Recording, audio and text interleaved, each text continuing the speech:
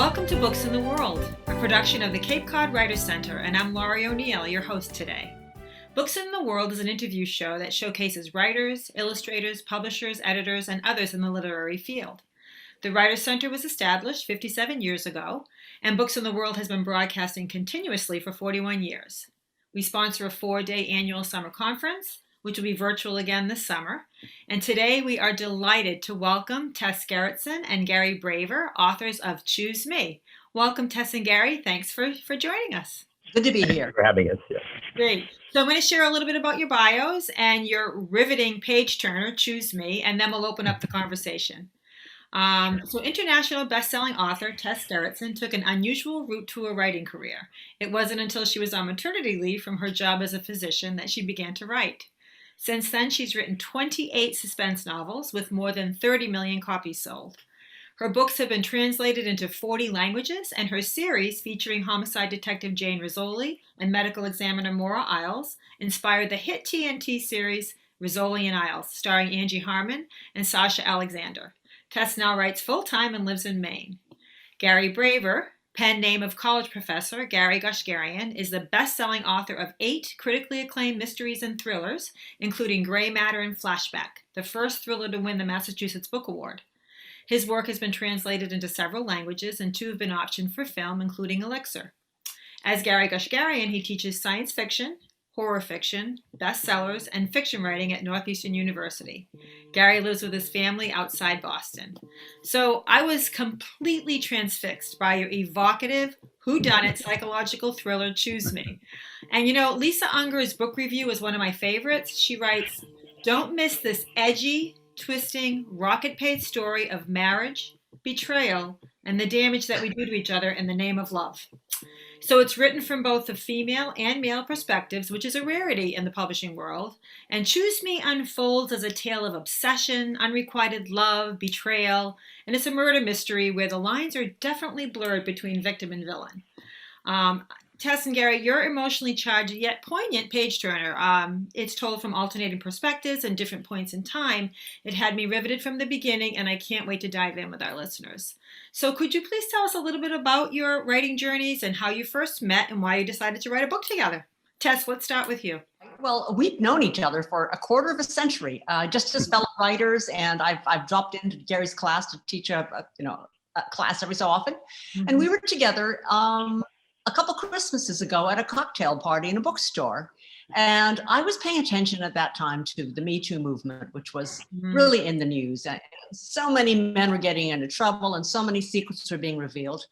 And I was telling them it would be interesting to write about that situation, but from both a male and a female point of view, because every illicit affair has 2 points of view, the man's and the woman's. And how would they see that situation differently?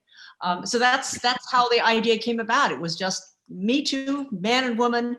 I would write the female point of view, he would write the male point of view, and let's see what happens. Mm-hmm. Fabulous. Gary, how about you? And that was a turning moment in my life, me to write a book with her. And then decide what the context would be. We thought about maybe a medical context or having a couple of astronomers or an astronomy professor and a student. But I was neither familiar with the medical or the astronomical as much as I would with a college life. And yes. So we decided a new wine in an old bottle, a professor and a student having an illicit relationship. And there are antecedents that go back 1,000 years. Absolutely. Absolutely. And, you know, the whole Me Too movement, as you say, was so compelling at the time when you were writing. So tell us a little bit more how that plays in. Give us a little bit about the plot and your main characters, please. I think I think the discussion we talked about was during the exposure of a lot of guys for sexual misbehavior was that there's a whole spectrum of abuse, you know, from winking or, you know, an uninvited kiss to, you know, sexual assault. And we decided to look at that in the layers of it in terms of a professor having an affair with a student, and knowing that it is a violation, that it would be a violation of his marriage vows as well as a violation of his position as a professor in violation of the federal compliance laws about not having romantic relationships with a student. So that is what we began with, and it just was back and forth on what would be the shape of the story, where it would go, and how to begin. We begin with a dead body, or we lead up to it, and that was how we determined to structure it, and came up with a great idea. That first chapter was perfectly. Oh my God! It just gets you right from the get go, and actually, I wrote just two brief lines. It was on page 5. Let me just find that framed the whole Me Too question right from the get go. You have two detectives, male, female, who come into this scene, and Frankie and Mac are their name. And the young Taryn has, plunged off the balcony. That's, in the first scene. So Mac joins Frankie on the balcony, to discuss. And he says, looks like she was a pretty girl. What a waist, he sighs. If she were ugly, it would still be a waist, Mac. I mean, Tess, that was like right away, spot on. You captured it immediately right there. Yeah, it's male versus female. This whole book is about how men see things so differently from women. And that's why I chose to use a female middle-aged detective paired with a middle-aged man, because you're seeing this back and forth. You're seeing the male-female thing play out in their partnership, which is very cordial. These two people like each other a lot, but they are different people. And it's a reflection of society in general. How do men look at women, especially how do men look at older women? I'm just always fascinated by how, as women get older, they become invisible. And Frankie, our detective, uses that to her advantage, because she knows nobody's paying attention to her, so she can do her work sort of in the background. Oh, she was like one of my fabulously. I loved her. I just loved Frankie, and she wove it in and out, especially in the different interviews that they brought out with other cases that they were doing. The one about domestic violence, which was very telling. And again, the man wasn't even looking at her that was being interviewed, because she was invisible, as you said, Tess. But underneath it all, that her brain, she was just spot on right there. Very, very amazing. So how did you write? You guys were in different states. You were, how did you write this book together? A matter of just exchanging emails with attachments. We would decide on what scene would come next. One of us would write it and send it to the other, and the other would give a stamp of approval or make some suggestions for changes. And it worked. We'd written several books, and so we're easily cued as to what needs to be done if one of us gives us the proper kind of term. I think it needs more mystery, or it needs more emotional, more emotions, or it needs some subtlety. And I think we responded pretty well to that. And so it was just back and forth through emails. And we only had, I think, 2 telephone calls in the 2 years that we were working on this, and the rest was all exchanges online. Yeah. Wow. One thing that changed quite a bit from the first draft to the final version was that we wrote it in chronologic order. So you start off with the affair, you end up with all the complications, and then you end up with the dead student. And then Frankie, the detective, doesn't come in until maybe 2/3 of the way through the book. So we had written the whole first draft that way. And since I've done film, what went on from there was getting back into the editing room, taking all this stuff that we had filmed essentially, and fitting it back all together. And we chose to go start off with the present and then go back into the past. I like to liken it to, okay, you've seen a train wreck happen. Now let's go back in time and see how we got to this train wreck.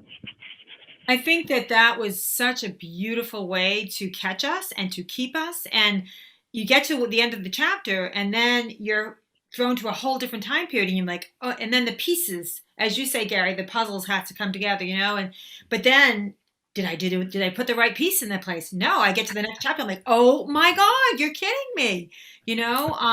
Cody, he was a very interesting character. So anybody want to talk a little bit about him? Cody, he was Gary's invention. So Gary. Let's hear about Cody. Cody's almost an archetype of a kind of a really smart kid, but has kind of a low self-image.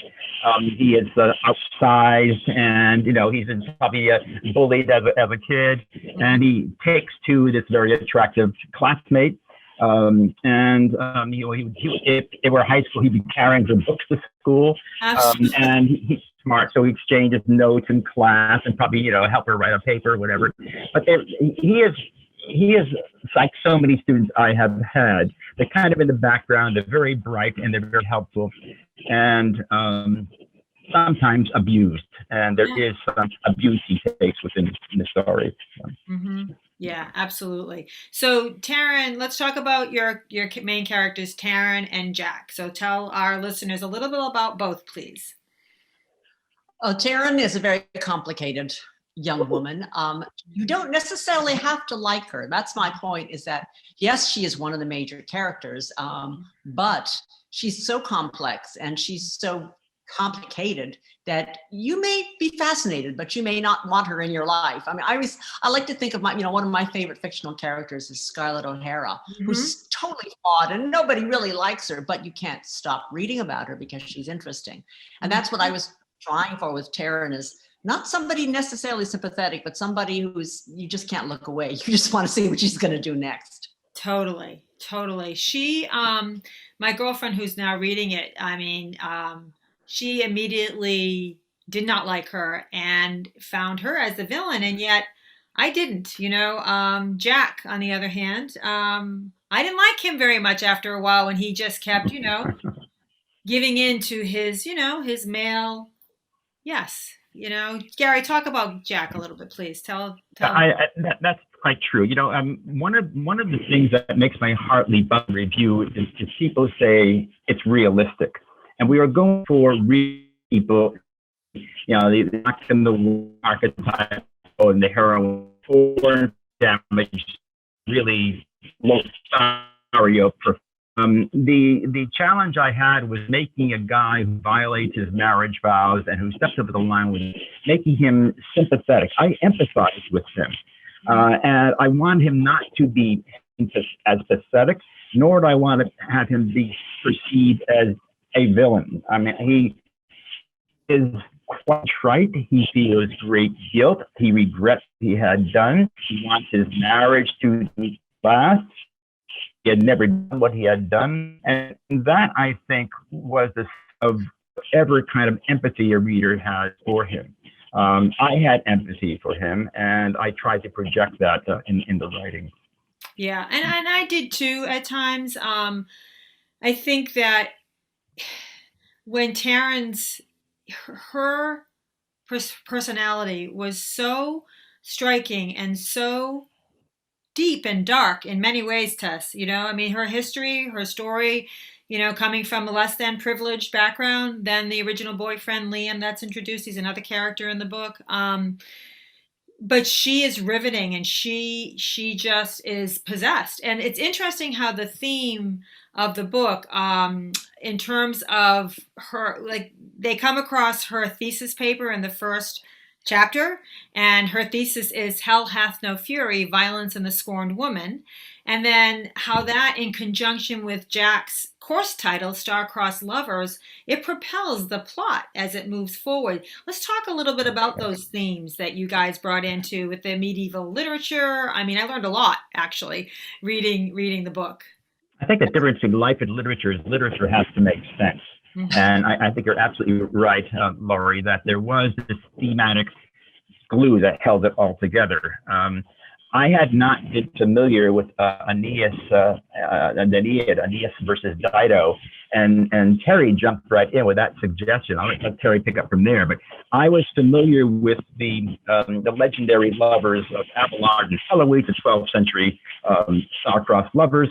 The older professor, the young, brilliant student, she probably was 14 at the time, and he probably was 40. And so I knew that and a few others, but Terry introduced the Aeneas, and that was vital. The Aeneid, I should say, rather. Mm-hmm. Terry? Yes, yeah, in trying to understand Taryn and give her a sympathetic spin, because I mean, yes, she does terrible things, but at the same time, we want to understand why she is the way she is. I was drawing back on my own sympathy for the legendary Queen Dido, who falls in love with King Aeneas, and then he abandons her, and she commits suicide on her own pyre. That's a heartbreaking scene. Mhm. And you just think maybe a different woman would have done something different. Maybe she would have picked up that sword and killed her lover instead. It really all depends on what kind of a woman you are. And I wanted to play it against that background. Are you going to be passive and commit suicide? Or are you going to take charge of your life and get back at the person who really, really hurt you? And Taryn has to make that choice. Mm-hmm. Yes, she does. She does, and she certainly does. So the Me Too movement also, if you can talk a little bit more about, so the Title IX office is pulling him in, and there were so many warnings for Jack. And, I just was like, listen. I mean, look what she wants to write about, I mean, oh my God. Exactly. Human frailty is probably one of the major themes of this, is that how we all make mistakes. Sometimes our mistakes come back to destroy our lives, and sometimes we get away with it. Yeah. So I think that we really wanted to explore people, the real people who are not perfect, people who make mistakes. And this was the challenge that I think Gary handled very well, which is this very flawed man. Mm-hmm. How do we come to like him at the end? And a lot of the story has to do. It's almost it's a story about guilt and how guilt is so destructive. Yeah. Mm-hmm. Exactly. Yeah. Guilt, but also regret that he had done it. So that is, somewhat of a redeeming aspect of his being tormented. Mm-hmm. Yeah. And, the characters of his wife, I loved Maggie, and I thought you captured really well, how marriages get to that point where, you're in those routines and you need to find ways to, connect with each other. And they were clearly going in the opposite directions when this all unfolded, which isn't an excuse, so to say, but it definitely helped me to have empathy for him, as you said, Gary. And then Charlie, who is fascinating, which is Maggie's dad, who's the, Boston retired physician. Want to talk a little bit about him? Sorry? Oh, okay. Yes. Maggie's dad's actually a retired cop, Boston PD police officer. Yeah. Right. So he's seen it all and done it all. And what we loved about him is that he loves his daughter so much. His whole life is about protecting his daughter. And we know men like that. We've had a good relationship with your father. You know what it's like to be in the protective arms of that paternal character. So I think that's what we were really trying for, is that this man nothing else matters as much in his life as making sure his daughter is happy. Mm-hmm. Absolutely. So their father and daughter closeness is also something that makes Jack a little envious. In their earlier days, they were they had repartee, they shared jokes, they witticism, and yet he's seen that having shifted there, and he almost feels kind of left out, and also left out today from what they used to have a long time ago, a warmer, closer relationship. So he's somewhat of a foil to Jack, or this is a source of envy. But he is very protective and comes from a job of having protected society as a Cambridge cop. Yeah, absolutely. So Tess, you were a physician also, as well as a writer, and how did that all play in and influence your storytelling with this book? Oh, first of all, there was an autopsy scene. Yeah. It really helped to be a doctor to be able to, because there were some vital clues that were revealed in this autopsy scene. Mm-hmm. And the death scene, that helped. But I think mainly it helped in understanding what Maggie's job is. She is a doctor. Mm-hmm. What are the requirements of a doctor? What pulls you out of your bed in the middle of the night to go to the hospital? Mm-hmm. And how does she think? How does she react to her patients? So that played into the story, and also played into the story because Charlie, Maggie's father, is going through a very serious illness, and I could understand what the diagnostic procedures would be that he would have to go through. Yeah, and that was interwoven beautifully, absolutely. And as was academia, Gary. I mean, that's your forte, obviously. So tell us a little bit about your professorship in Northeastern and what you teach.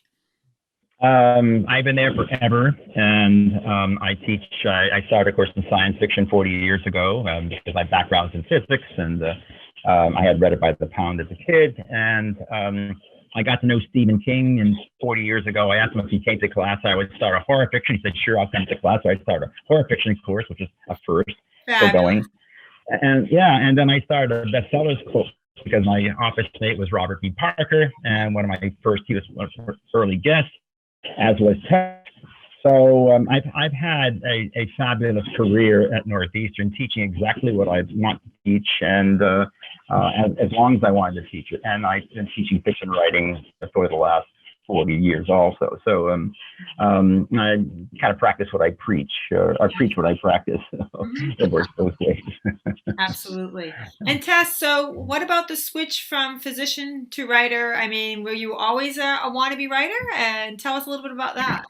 Oh, yeah. I wrote my first book when I was 7 years old. I even bound it together myself with needle and thread. And Oh, lest you think it's a sellable thing, it was a biography of my dead cat. So that was I was dealing with death even back then. But I went to medical school partly because I'm interested in science, but also because my father was convinced I would never make a living as a writer. We didn't know any writers. I was this little kid. To me, a novelist was somebody who lived on Mars, and certainly there were no Asian American novelists that I was aware of. So it just seemed like something that would be completely unrealistic. It was only after I finished medical school and was working as a doctor that I decided to, take some time and write my first book. But I was writing all the way through college and medical school. Wonderful. So, Gary, in one of the interviews I watched of you, you mentioned you were talking about this book, and you mentioned the title as being "Thou Shalt Not," and then it ended up being "Choose Me." So I'm very intrigued about the title, and how did that shift, and how did you guys finally decide on the title? I think we had about 10 different titles. It started off with he, she, which I was using as my file. And then it went to all sorts of iterations. The girl who fell, and thou shalt not. That was a suggestion of my wife. And Terry came with choose. Titles are coming up with the right title is excruciating. And having written actually 30 books and having to deal with this every single time, about half the time the title is my idea. The other half it's somebody, either it's the editor who comes up or a friend. And this was particularly difficult. I think the reason we did not use "Thou Shalt Not" was our agent really didn't like it. Right. It was off-putting. "Thou Shalt Not" just seems like, don't pick up this book. True. I didn't even think of that. There was something about the title "Choose Me," which was, okay, I need to pick up this book. So a lot of titling is not only about the story, but what's marketable. Absolutely. So were there any challenges in writing a book together? I mean, is this the first time you've both co-authored a book together? With somebody else? It's the first time I've co-authored it. Yeah. So what was the challenges with I think the challenges was making sure that the other person liked what we were doing and that it was heading in the right direction. So the back and forth. But as I said, we the same language, and that made it easier. I would never recommend any of my students co-authoring a book as the first foray into fiction. That would be disastrous. But this worked, and I respected what Tess suggested, and I think she respected what I suggested, making changes. Well, I think the biggest challenge was we didn't always agree on where the plot was going. We knew this was going to be a nightmare for Jack, but who did it? I don't think we settled on the on the killer until maybe 2/3 of the way through the first draft. That is fascinating. This is the way I always write. I never know who my villain is until. Yeah. I'm still working on a book right now. I'm not quite sure who done. I'm 2/3 through, but the thing is, we know that if you choose character B instead of character A, you have to go back and adjust everything and lead up to it, so that you're not pulling a rabbit out of a hat. And so I think that was rather interesting. You're two inveterate writers, and 2/3 through the novel, we had no idea, but we each examined what if this character, what if that character, and how it would be logical or illogical, and I think we made the right choice. And that was all done through email primarily. You said you only spoke on the phone twice? Wow. Yeah. Fascinating. How long did this take you to pull this all together, this story? 2 years. 2 years, I think. Okay. Yeah, but there were lots of holes. And Terry was doing a lot of international traveling. I was doing some international traveling. Then I was teaching full time. So it was, because you wait another 3 weeks to finish the same show. Mhm. And I had another book that I had to write, so which Ah. ended up getting finished not too long after this one. Mhm. So what are you two working on now? Mhm. I'm sorry. I finished recently a book called Served Cold. It is a whodunit also. Mhm. For any writer who's ever been trashed by a critic, they'll love it. It's about a guy whose third book is supposed to be his big breakout book. He's came from nowhere. His agent, his editor, and all his friends say this is going to be this is going to put you into bestsellerdom, and he is trashed in the New York Times by a young writer who's hoping to get tenure at his university, trashed, and that just is the death knell for all the dreams that he had, and he goes after the critic. Oh, wow. So, That sounds fascinating. Yeah. How Yeah, about it's pretty you? How about you, Tess? Well, I just turned in my 13th Rizzoli & Dials book, which will be coming Oh. out in June of 22. It's called Listen to Me. And one about it is it really focuses on Jane's mother, Angela, who's a housewife in Revere. And what does she see looking out her living room window? And why does nobody believe her that she knows crime that's going on in her neighborhood? And then I'm now at work on another novel, which is completely out of series. It's a spy novel. Oh, wonderful. Well, we're coming up closer to the end of our time. So this was wonderful. Please, everybody, you've got to choose me. It's just riveting, and you can't put it down. Thank you both for joining us. But can you please let our listeners know how they can connect with you and where they can get your book? It's coming out July 1st, right? This book is available everywhere. So Right. the easiest way is just to go onto Amazon or There you go. Barnes and Noble has it in there, yes, as well. And it should be in physical form in most bookstores. Right. Great. July 1st. Yeah. Yep. Do you have anything coming up that you'd like to share with our listeners around this book? Are you doing any kind of a tour? I mean, things are opening up finally. We don't have to do all virtual anymore, right? We are doing all virtual. Pretty much. Oh, you Yeah, are? yeah. Okay. Yeah. Great. Well, that probably makes sense since you're from different parts of the country, so that makes perfect sense. Well, thank you both again. This was just an amazing, amazing story, and please, everybody, go out and get it. It's fabulous. Tess, Gary, thank you again, and choose me.